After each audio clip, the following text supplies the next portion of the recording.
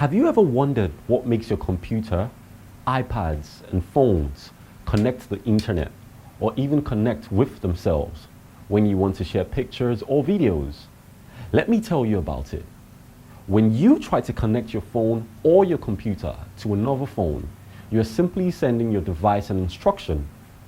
But before you can send your device an instruction, it must have something in it called a node. Nodes can also be a computer network. If you have sent a message from your phone to another phone, maybe on WhatsApp or an email, you have simply sent your device an instruction. But the nodes or computer network you used here is known as radio waves.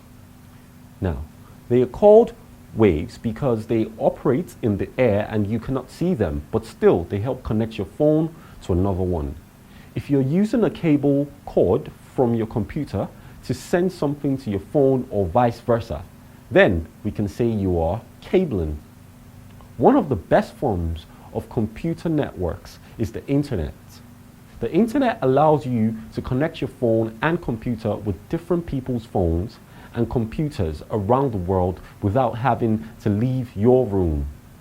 In conclusion, networking can be defined as the construction, design, and use of a network, whether physical or non-physical, to connect your computers to other devices that can communicate with them.